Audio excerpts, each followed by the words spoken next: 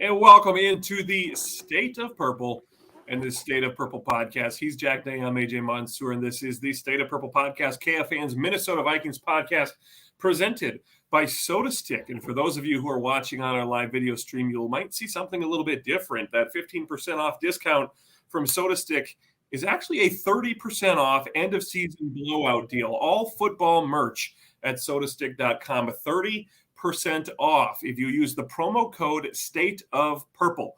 State of Purple, this podcast, the promo code State of Purple will get you 30% off all the football gear. I got another slide here for those watching this right here. We've got all the t-shirts, all the hats, all the football merch, 30% off with the promo code State of Purple. Special thank you again, as always, to Soda Stick. So if you have a Vikings fan in your life that might need that Purple People Eater shirt, that Randy Moss Moon, the Straight Cash Homie, Kirko chains, or some of those skull colorway hats, now's the time. I know the holiday season just passed, but you can always give gifts to the ones you love.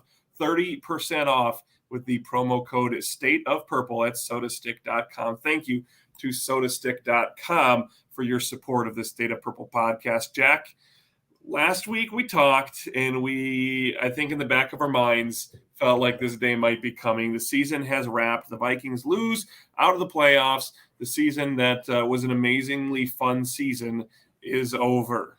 Tell me how you're feeling today. Tell me how you were feeling after that game on Sunday.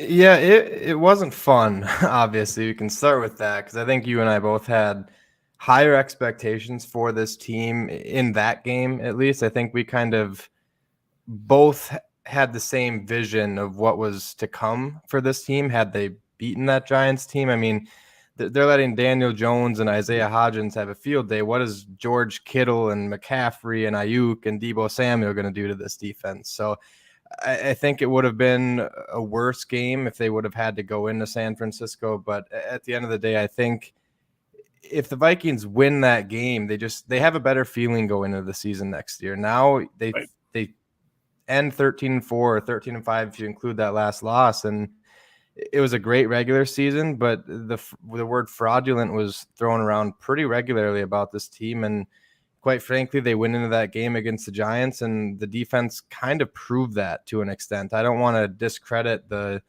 like you said, it was an extremely fun season to watch, and I don't want to discredit that, but I'm hearing some weird noises right now in my house. I do not know what it is, but it's perfect timing. I think they're taking the icicles down off my roof. That is perfect timing, right on cue. But I thought we were going to get like a live podcast invasion of Jack Day's home. If you start to hear some weird noises, I think that could be what they're doing, but maybe it's a metaphor for the Vikings season coming to a crashing end. But it was a bummer. I watched it with my dad and a buddy in Wisconsin. I think we all kind of had similar thoughts on how we expected the game to go, and it did not go that way. Ed Donatel promising and saying that we were going to like what we saw on Sunday turned out to actually be the exact opposite. And I'm just really curious. I know there's a lot of Vikings fans that don't agree with this. I obviously, first and foremost, would love to see this team win a Super Bowl, but this is actually the time of the year where I can kind of enter nerdy mode and start talking about the draft and free agency. Right. So kind of looking forward to that. But at the end of the day, you don't want to lose in the playoffs. And I think Kwesi Adofo-Mensah said this in his press conference today. Every single team besides one ends the season with a sour taste in their mouth. It was a good start for the new regime, and hopefully it's something that they can build off here in the upcoming seasons. Yeah, we'll talk about that press conference with Kwesi Adofo-Mensah and Kevin O'Connell. I know you were streaming that. I was watching and listening while I was working as well. We'll have some comments on that. But yeah, Jack, I mean, obviously we knew that this was going to come eventually. But the thing, the focal point of our conversation last week on the podcast was if they just win the one game, we're going to feel a heck of a lot better. We're going to feel better about this. They handled some business, and they just didn't do that. I mean, they didn't handle business. They gave up a ton of yards, another 400-plus yard game to the opponents.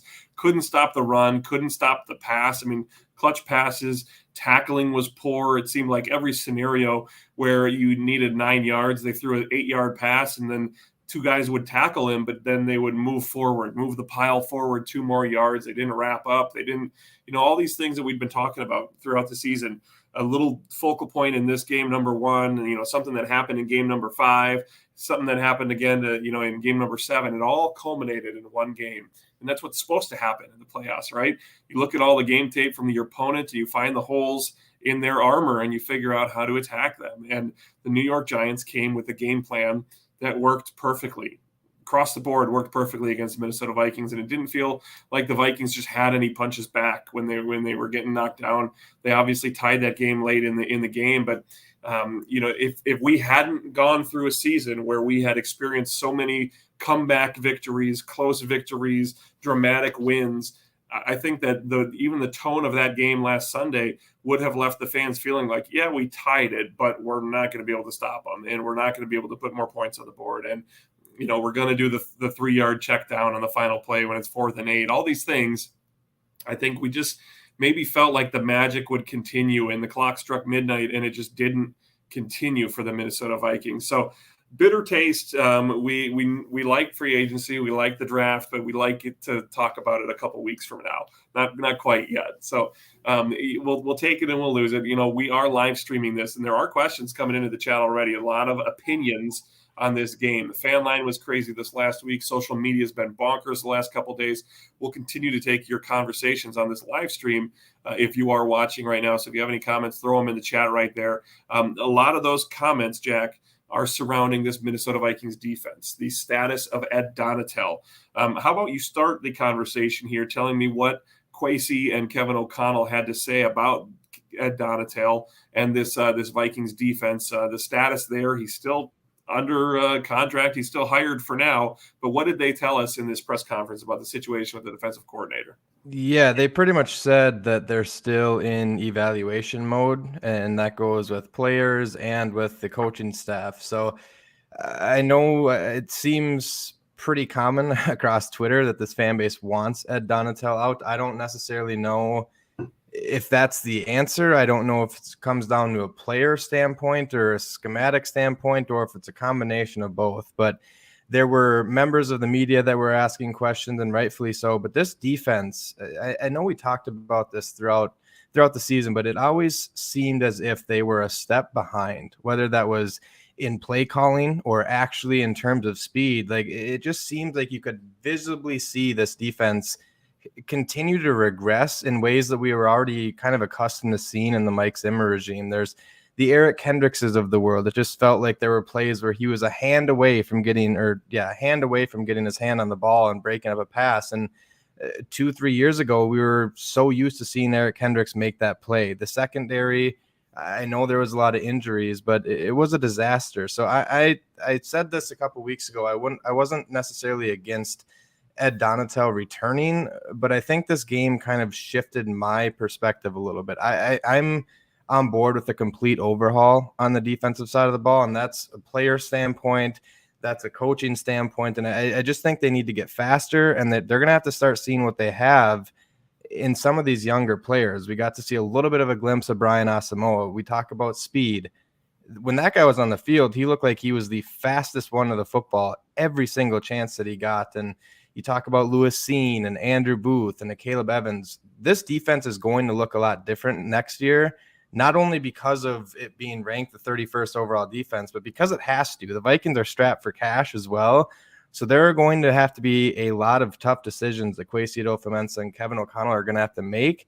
And I don't even want to put limitations on the defensive side of the ball. There are a lot of Vikings fan favorites that I think are going to be up in the air for playing for this team in 2023. And I don't necessarily love saying that, but I think change is needed, and they're going to have to find a way to find some money.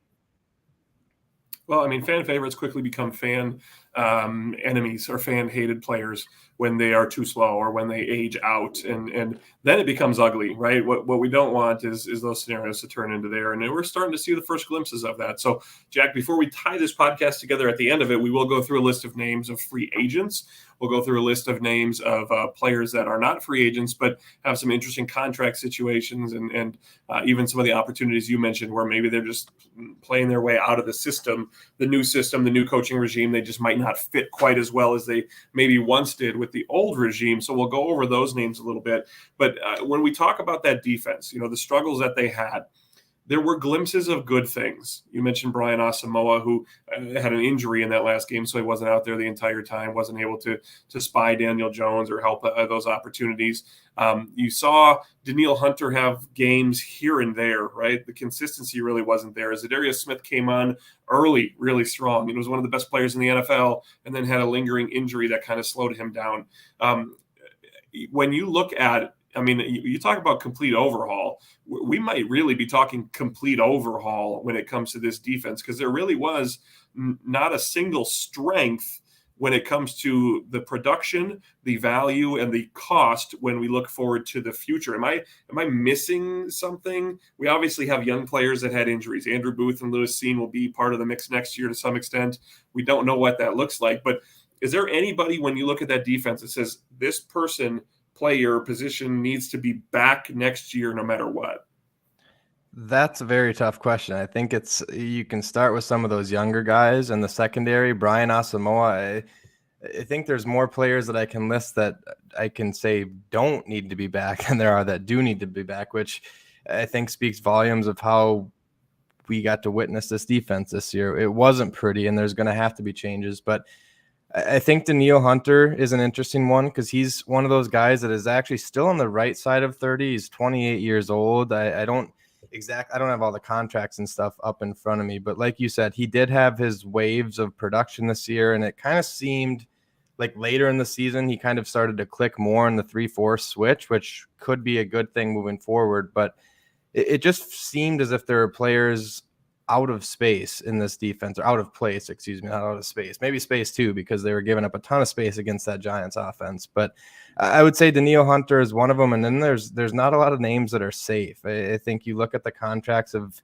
veterans like Harrison Smith, Zadarius Smith, Eric Hendricks, Jordan Hicks. They're going to have to get younger in some of these spots. And they asked Kwesi Adofo-Mensah in the press conference today about him labeling this season as a competitive rebuild and how he thought he did in that. And he mentioned players like Brian Asamoah, where he kind of got eased into the defense and you saw some flashes, but they still had that veteran presence there. So he wasn't necessarily needed to be forced out there right away. I think that's going to be a different story in 2023. I think some of these young players are going to have to be forced out there, because not only to hopefully make the defense better, but you're going to have to start that evaluation process in some of these players. I know they're only going to be 2 years into their contracts, but right now this fan base has absolutely no clue what they have out of Andrew Booth or Lewis Cine. And I think you can put a Caleb Evans there as well. I know he showed a couple flashes, but those are 3 earlier picks that this team made a year ago. And this fan base is going to have to see some sort of production out of a couple of those players next year. And maybe they're thrown in the fire, maybe not, maybe they are ready, but either way, they're going to have to see what they have. Yeah, they're certainly going to have to see it real quick, but they have the opportunity there. When you look at the defensive coordinator, we talk about Donatel, varying opinions on whether he needs to be gone or not be gone. One thing that this defense seems to not do, was not part of his scheme, was the opportunity to blitz and put pressure on the quarterback. If they weren't getting it from the front 3 or the front 5, if you will, the 3 and then the 2 rushers on the outside, you really weren't getting any pressure on the quarterback. Do you think that was more a personnel issue or a scheme issue? Like, did they not have the players to properly blitz and make that effective? Or was that just, I didn't like to call the blitz? We saw a couple of them work, but it wasn't regular for this team at all. I think it was a little bit of both. I know earlier on, I think they were struggling when they were trying to blitz. They were one of the worst graded teams in terms of getting pressure to opposing quarterbacks when blitzing, but everything felt weird this year, because if you were to tell me that Patrick Peterson and Harrison Smith both had 5 interceptions, and I know this might have fizzed out a little bit towards the end of the season, but Zadarius Smith and Danielle Hunter were both up there in terms of quarterback pressures as well. But then you actually watch the games, it didn't feel like that. It didn't feel like they were generating enough pressure. And I don't know, one thing in a 3-4 defense that's always true is I think you need to have that. I mean, you just saw it with the New York Giants where they had a dominating nose tackle. The Vikings didn't really seem to have that. They weren't able to get that pressure from the interior. And what that does, I know Ben Lieber kind of talked about this with when they were talking about that change to a 3-4, is the size and the speed of an aging veteran like Eric Kendricks, and it could have gotten him into trouble. And one thing this year, I was so accustomed to seeing the PFF grades of linebackers and Eric Kendricks being towards the top of that list. This year, that was not the case. So I don't know if that's a schematic issue or what, but there were pieces of the puzzle that didn't really seem to fit properly. So yes, I think it's fair to say that schematically, Ed Donatel wasn't quite prepared this season, but I don't know if that stems from a lack of talent on his defense or if it is just because of the scheme that he was trying to call. Right. This was one thing that was kind of overlooked with this regime when they took over because of the opportunity for a competitive rebuild and the expectation that maybe that carried with it. But Mike Zimmer, when he first came in, was very clear. And he was not switching from 4-3 to 3-4. He was switching from his 4-3 or from a 4-3 to his 4-3. Some different expectations from the quarterback, some different expectations from the interior defensive line. Things like that were the main transitions that he was dealing with. But he was very clear and forthright with us at the very beginning and said, we don't have the personnel to do what I want to do. So year number one, I'm going to be adapting to what I want, finding the middle ground between what I want to do and what we are able to do. And I think that might have been a missed scenario for Ed Donatel and for this team is understanding here's what we want to do. We want to run this 3-4 that looks like this, but we don't have the personnel for it. So do we meet in the middle ground? Do we have some scenarios there? Or we still try and get the people, the square pegs to fit in the round hole and do this 3-4 that we wanted to do? And I think that's how the season started. And it was too little too late by the time that you started to adapt to some of the things that you could do.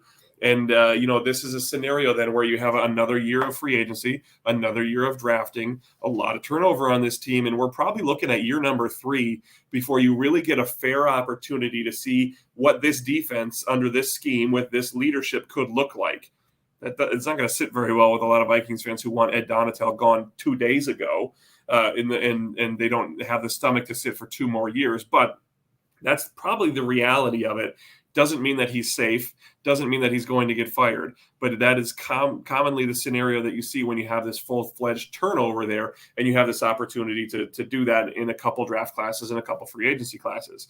Now, let's flip over to the offensive side of the ball real quick because offensive side of the ball typically was not the problem for the Minnesota Vikings this season. Despite the way that the final play ended and the decision, whatever it was, the offensive line for the most part held up pretty well. Let's say better than we expected for sure. I mean, we didn't have great expectations for this offensive line when they came in here. Christian Darrisaw became a shining light for the team. Brian O'Neill, hopefully his injury doesn't have any impact into next year, but he was a shining light for this team. Garrett Bradbury overperformed. Then you have Justin Jefferson, TJ Hawkinson thrown into the mix. There were a lot of good pieces on the offensive side of the ball. Give me your overall 30,000-foot assessment of the offensive play this season. Not looking forward, but for this season. I think it was good. I think it was another scenario in which Kirk Cousins kind of had to learn a new offense, which at this point, I think he's accustomed to doing that every single offseason, kind of installing new things. And O'Connell actually mentioned that in his press conference. Both him and Kwesi solidified that they're going into, if they needed to do this, that they're going into 2023 looking at with Kirk Cousins as their starting quarterback. Beyond that, I think that's the final year of his deal. But I was impressed. I think there's situations that you can pinpoint where this team felt like they knew what they were doing on the offensive side of the ball. They would get into the red zone and they would have some sort of trickery designed where they would free open Johnny Munt in the end zone. But then there were also instances where they were just trying to get too cute. And that was very evident in the Giants game as well, where they did a wide receiver reverse pass back to Kirk Cousins and let Kirk Cousins try to run 3 or 4 yards for a first down. That type of play, maybe we're having a different conversation if it actually works, but it was a disaster from the start, and I didn't love the play call. Did you hear the scenario there? So if you remember, that was a 3rd and short that originally was called a first down on the field. And I don't know if they reviewed it or if it was one of those immediate reviews from New York where they then backed off and said, okay, you're short of it now. And somebody, I don't know if it was Kirk or if it was KOC, somebody had said at one point that was the play call that they originally had in on first down. And once the play was pulled back to be 3rd and short, they just kept the play call. And that makes me hate it even more, right? You have this scenario where it's probably not for Kirk Cousins, like a designed run with a bunch of pieces that have to work well. One being a pitch, number 2 being a forward pass, by the way. So you limit yourself from what you can do if the options, some people thought maybe he was going to throw it again, but it was a forward pass, a designed forward pass from Jefferson to Kirk. You got to make sure that goes well. And then you're relying on Kirk Cousins, who's not Daniel Jones, not Michael Vick. We joke about it sometimes when he gets the grit and gets a first down and dives ahead for 8 yards. But even that, when we talk about this, Jack, it looks like an awkward baby giraffe kind of running and kind of clomping through, fighting his way for those yards. It just was a weird play call from the get-go and didn't work. I hated it even more when I found out that it was going to be a first down play call, let alone that they didn't change it after it was switched back to 3rd down. So that was a weird scenario there. But we also saw Dalvin Cook pretty much disappear for parts of the season. Specifically this game, there were certain games where he wasn't with it. There were some games where he wasn't doing much at all, and then all of a sudden he broke off a 60-yard run in the 4th quarter or something to kind of make it a salvageable game on paper. But the impact of that run game across the board really wasn't there. From your view, was that a running back situation, a Dalvin Cook situation, an offensive line situation, or maybe play calls? There was a lot of criticism of the interior run play calls too.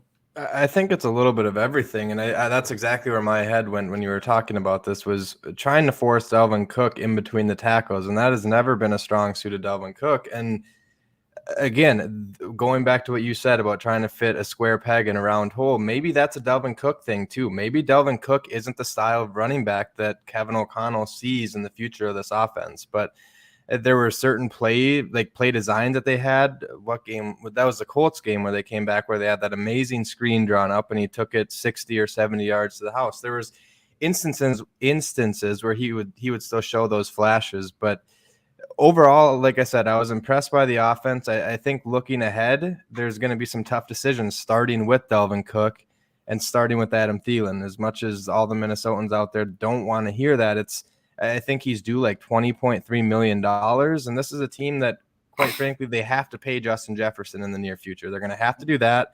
And I think moving forward, the 2 biggest priorities for this offense is they have TJ Hawkinson under control next year as well. And then Jefferson will have the 5th-year option added on. But hopefully by that point, they've already paid him. But signing Justin Jefferson, extending TJ Hawkinson, I think those are first and foremost priority number 1 and 2 for the offense moving forward. But overall assessment, it was a fun season. I like some of the stuff that Kevin O'Connell has brought here, and we still have to remember that this is a competitive rebuild, and it wasn't ever drawn up to be perfect. I don't think. I think that what we saw this year is a team that completely overachieved expectations, and like you said, like it says in the title of the show, it was a wild ride. And I think you and I both had a ton of fun covering this team, but we can look ahead to 2023 knowing that, and also knowing that this team is going to have a lot of changes if they're going to want to have success in the future. Absolutely. It's been part of the conversation because we can't not mention it as we talk about the team looking forward. I'm going to give you a list of free agents. First off, straight up free agents that are heading to free agency this year. And then we're going to talk about some of the players that are under contract and whether or not they will be part of this team. The cut ties based on cost, based on age, based on production and productivity. But we'll start with the free agents real quick. There's a lot. There's 17, I think, but some of the key ones.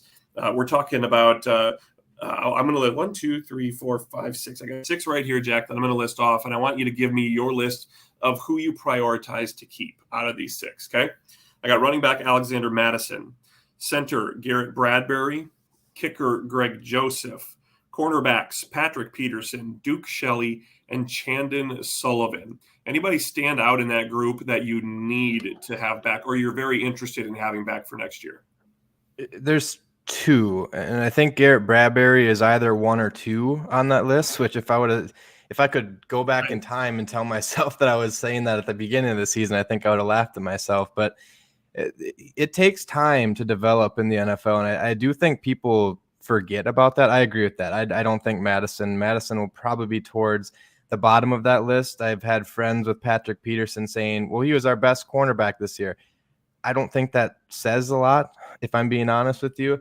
I might go a little bit different than the Joseph answer there. I think it's Bradbury, and position change. I think I want Duke Shelley back in Minnesota. I do too. I think cornerback is going to be an interesting issue for this team going into the offseason. I think we were thin at it this year, right? That's why Duke Shelley got the opportunity. Yes, and he came out, and when you look, like you mentioned, Brian Asamoah, the guys who may not have the consistency but are young, like I can work with that, right? I can teach those guys, but the way that they flash and the way that they show the speed and the way that they show the big plays, that's what you can't necessarily teach everybody.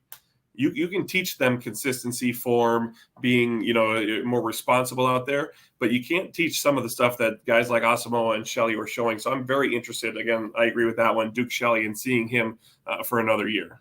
Yeah, and I think that the cornerback position is going to be 1A or 1B for this team. I think in the draft, there's a lot of arguments to be made there. I can understand people if they have a different vision than that, but the thing with Duke Shelley is I know he's undersized too. And Shannon Sullivan, the experiment, I don't want Shannon Sullivan back on this team, in my opinion. And I think something that has intrigued me, maybe he doesn't have the speed to play inside, but what if Duke Shelley got bumped into the slot? I really, that's a scenario that I would like to see, at least him get some reps in training camp in 2023 and see if that's something that he can do just because of the size. And that opens up another cornerback spot. I really don't know who's going to be starting at cornerback. We have a Caleb Evans, Andrew Booth, and Cameron Dantzler that will be returning. And that was another weird storyline throughout the weekend that Cameron Dantzler didn't play in the game. He had a personal family matter, and I think he still had like a lingering ankle issue, if I'm remembering correctly. But that's a position that is going to be circled on their big boards. And good news for Vikings fans. The cornerback position is very deep in this 2023 draft class, and I think that's great news. The edge class is also deep, and I think you can make plenty of arguments that the Vikings need multiple at both positions. So I think to answer that question, I think Bradbury and Duke Shelley are the two. If I had to pick two out of those six, those are the two that I would hope to see back in 2023. Right. I think I'm with you. Alexander Madison, I think, is replaceable. He hasn't really shown us anything. He was a big name in fantasy just because Dalvin Cook had success. And if Dalvin went down, it would mean that he should step in and have success. And he never really did. Even when he spelled Dalvin with the number ones, he never really had that opportunity. Greg Joseph, I think, see what else is out there. If he comes back, he comes back. But it's not like you're clamoring, needing to lock up this perfect kicker. Still had his moments. He had the 61-yard kick. He had some good opportunities, but then he still had, the big misses, the big, none that really like ended up costing this team the game, but it changed the scenarios, right? We had a lot of scenarios that were changed down the stretch and turned into very tight games because he had missed an extra point or missed a field goal here or there. And Patrick Peterson and Shannon Sullivan, Patrick's not going to be worth the money, I don't think. And Shannon Sullivan, like you said, failed experiment there. However they do this, they're going to have to cut some cap, right? As it is right now, they are above the cap for next year. So you look at these big name, familiar name Minnesota Vikings players like Adam Thielen, Eric Kendricks, Dalvin Cook, Harrison Smith that have big contracts that are coming due. And they might not have lived up to those contracts anymore. The production on the field might not be worth the price in the salary cap. 4 names there, okay? Adam Thielen, Eric Kendricks, Dalvin Cook, Harrison Smith. Those are some of the more popular ones. Throw in Zadarius Smith, Danielle Hunter. Those are also opportunities there for clearing some cap space. But do any of them come back? Does anyone stand out and say, okay, in a perfect world, everybody takes less money. We renegotiate their contracts and they come back. It ain't going to happen, right? But there are some that might not fit. I'll start by saying I don't know that Eric Kendricks fits this defense. So if this defense stays, I'm not interested whether he takes a cap hit or not. I just think that there's a better opportunity to bring somebody that fits in better there. Is there anybody like that with you on either side? Want to keep no matter what? Want to keep restructured or just need to get rid of? I think I'm leaning cutting some ties with the majority of that list. Which I would say almost all of them, right? It pains me to say that, but we're going to have to see a change. And philosophy on defense is going to have to be a lot different. I'm tired of watching a defense that there's just wide open space all over the field. I'd like to see. I'd rather see Andrew Booth go out, and you can pin this, and we can go back, and if he's doing this next year, then you can slap me in the face on air. But I would rather see Andrew Booth getting into like a scrappy hands fight with a DeAndre Hopkins or a big name wide receiver and getting a flag thrown, rather than seeing Isaiah Hodgins running a 20-yard crosser with no one within 10 yards of him. I'm always been more of a proponent of physicality on defense, especially in the secondary, and the Vikings just didn't have that. You go out and you draft your number 1 overall pick last year, Lewis Seen. It's kind of weird how that slides in with an aging wrong side of 30 veteran in Harrison Smith, who, all the respect in the world, we're talking about a lot of guys right now too that will be in the Ring of Honor for this team. I can guarantee that. So it's not necessarily easy. Have been following this team for the last 25 years of my life, and these are all guys that have been here for almost a decade now and have really built a foundation for this team. But it is a business, and I know that's cliche to say about the NFL. It's said all the time, but I feel as if you're going to have to cut ties with a good majority of those guys, and then you're going to have to kind of replenish through free agency, and then we're going to be having different conversations about maybe what the biggest need is for this team come April, come draft time, because free agency will open up before that. And I think even if you're getting a step back in talent, maybe you can find someone that, maybe they were never quite at the peak of those guys' careers, but they fit the scheme a little bit better. They're a lot cheaper and they're a lot younger. I think that's what's going to have to happen on defense. And like I said, it kills me to say this because a lot of those guys are guys that I've followed for the last decade plus, but this team is going to have to make some hard decisions this offseason. Of that list, I think the one that I'm most interested in trying to find a way to keep is actually Adam Thielen. It's been an interesting week for Adam. He joined on Monday with a power trip and said that he's for sure playing football next year. Doesn't know what that's going to look like. And then his wife kind of went to Instagram and made some comments that could be read one way or the other, right? I mean, it's kind of up in the air, his future. Clearly, we all know that. But at the same time, I think that if the price is right, and I don't think it needs to be a only team-friendly deal. I think there is some wiggle room that Adam can still feel good about it and feel like he's getting, what he's worth, and the team can get some value. But I think he's a good number 2 to Justin. And I don't know that I'm ready for KJ Osborne to step up into that role. He didn't show me that consistency. He didn't have the opportunities that Thielen did, but Thielen still had 700-some yards, a handful of TDs. He's a good complement to Justin Jefferson in the way that they used him. And honestly, I think next year you look at this and say the number 2 wide receiver is actually going to be TJ Hawkinson.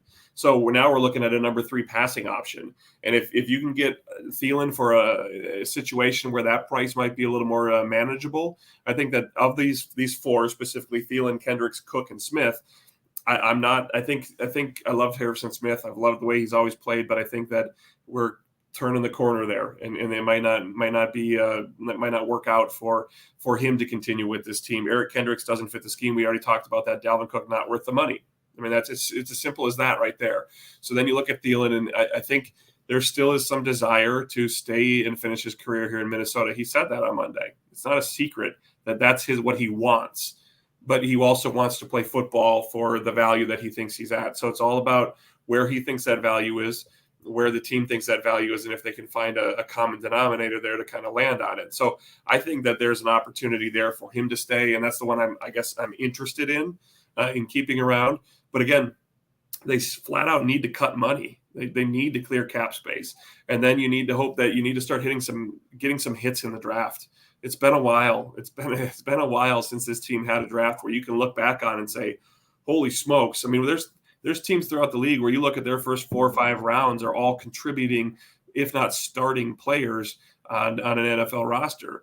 And injuries played in this year, but you go back years, and that just isn't the case for the Minnesota Vikings. A first-round pick doesn't work out.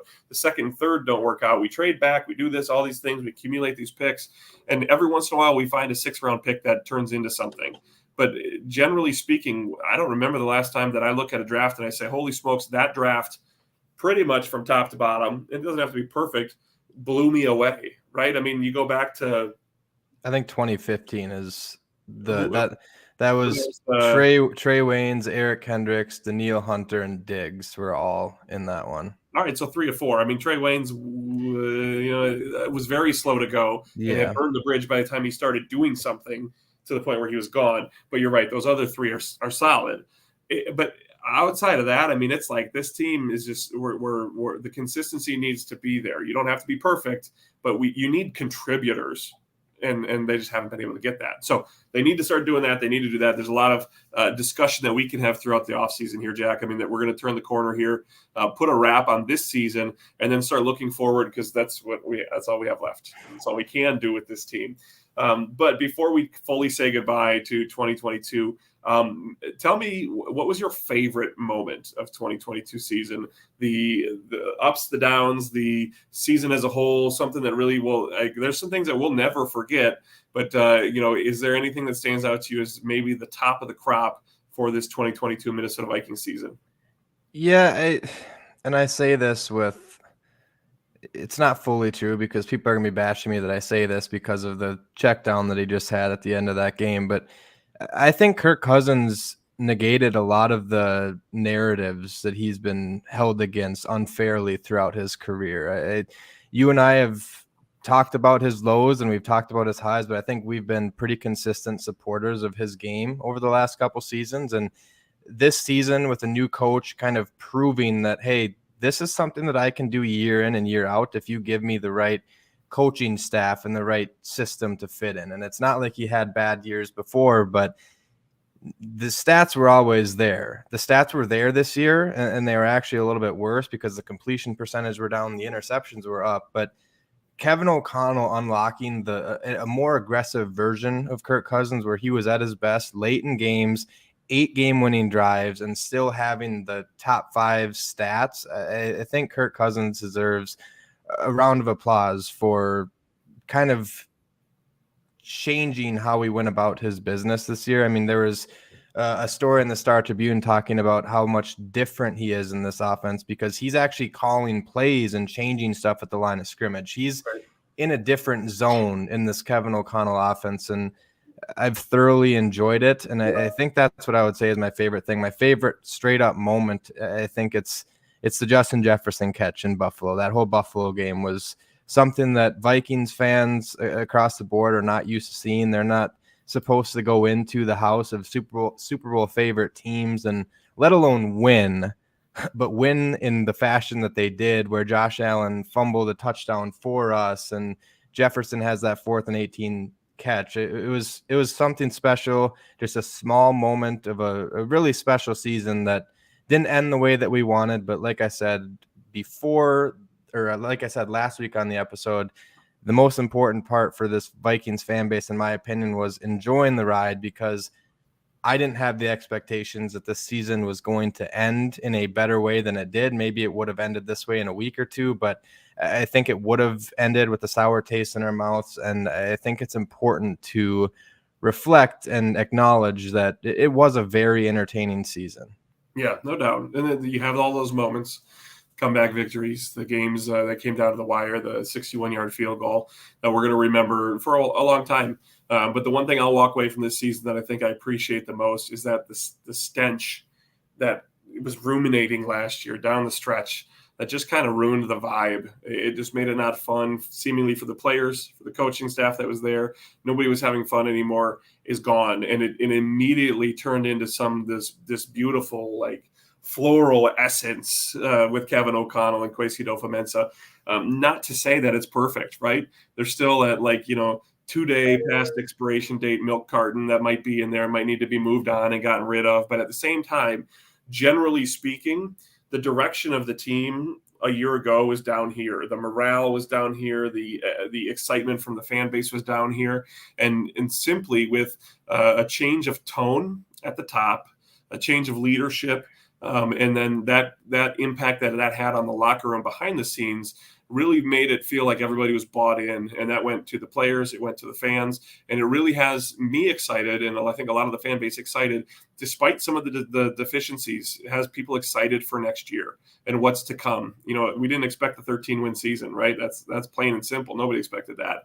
But at the end of the day, you're moving forward and you're taking steps in the right direction, and the taste that we all have in our mouths is very stinky sour right now, but 2 weeks from now, as we get over this loss, we're going to have an opportunity then where it now feels better and the future still looks bright, and we understand the outlook is not meek, and it's going to have an opportunity for this team to be good. So that's the one that I'll take away and just say the about face, right? The from this to that, polarizing year to year, just tone that this organization brings to the table was something that I'll appreciate, hopefully for years to come, as we continue to take steps in the right direction with this team. So, Jack, as we say goodbye, I'm going to throw one more reminder out there for everybody. We'll throw this up on the screen for the people watching. 30% off blowout sale, sodastick.com, all football merch. You can use the code State of Purple and take 30% off your entire order. Not just one item. This is your entire order. So if you want a couple shirts, a couple hats, put them in that cart, throw in the promo code State of Purple, and you'll get 30% off your order at the sodastick.com website. 30% off football blowout, end of season blowout, lots of good stuff. You got the Moss shirts, the Bud Grant shirts, the Randall shirts, the JJ shirts, and then those colorway hats. You've got one on backwards right now, the skull hats. I love those. If you one of my favorite Vikings hats I have ever owned. Sweet. Backwards, forwards, however you want to wear it. I need to wear it because my hair is disappearing faster than anybody wants it to. Joshua in the chat was telling me I need to go to the dark side and join the bald-headed, shaved head, bald guys. I'm getting there. We're not too far away. I got a fresh cut yesterday, and I was just like, what am I going to have to do here? So pretty soon I'll be giving myself my own haircuts because we're just shaving that off, and this gigantic dome will be everywhere for everybody to see, but they'll still fit under those Soda Stick hats, huh? Like tie the sponsor in there. That was perfect. 30% off, sodastick.com, promo code State of Purple. Jack, thank you for a fun season. I'm glad we were able to do this. I'm glad Soda Stick came on board to make it happen for us. I look forward to an off-season of continued conversations. We'll work on an off-season schedule and what that looks like going forward. But for now, these weekly podcasts will probably slow down a little bit, maybe bi-weekly, a couple times a month, just to touch base with what's going on. Or maybe we'll pull the trigger as news happens and just say, hey, so Donatello got fired, or whoever got hired, or whatever free agent we went out and got, and we'll pull a trigger for an emergency podcast situation. We have an off season to figure that out, but it's going to be fun. Thank you to all the viewers, too, all the people that were participating in the live chat all season long. There's some familiar names that were here every single week, and they weren't all family members of Jack Day. I mean, that's great. I'll appreciate his dad being there and supporting us as well, but there's a great group of community that we're building here, and those who listen to the podcast as well. So thank you for a fun season. Thank you, Soda Stick. Thank you, Jack Day, and thank you, everybody out there, for being with us each and every week on the State of Purple podcast. Jack, this is the last regular season podcast, or last season podcast. How you feel? It feels weird. I always joke about this with my buddies because I go into sports hibernation right now. It's not, I shouldn't say that. If you count mock drafts, I don't actually do that. I don't stop those. But the Wild and the Timberwolves are both kind of buzzing right now, and I have a hard time getting fully into those. Maybe this is the year where I start a little bit earlier because I'm not as down in the dumps, I feel like, as usual, because we said, we were both kind of expecting this to end somewhere along the way. So maybe I'll dive into the Wild and Wolves season a little bit more than I usually do until March or April probably. But we have a combine coming up already. We have the NFL draft coming up later this spring. So I'm looking forward to doing that, getting back on here and talking about that stuff. Wanted to reiterate everything that you just said. Thank you to Soda Stick, because without them, we say this quite regularly, but this show would not have happened without them. And the viewers have been awesome too. You guys make it a lot more fun for us even if you're disagreeing with us in the chat. I enjoy AJ trying to distract me while I'm talking by putting a comment on the screen, so I have to try to multitask, but it makes the show a lot more fun, and really appreciate seeing the comments and stuff from people, not only in the state of Minnesota, but from around the world. So hats off to you guys too. And thanks for giving us this platform. And thanks to you as well, AJ, for doing this last couple seasons. And it's been a blast. And hopefully at the end of the day, we're eventually one day down the road, I know it's impossible to envision this, but hopefully one day we're actually talking about this come February and talking about a Lombardi Trophy in the state of Minnesota. We'll see. For now, we're, I think, 56 days away from free agency. So we have that to look forward to. All right, Jack, we'll talk to you later, man. Thanks, everybody. We'll see you next time on the State of Purple podcast.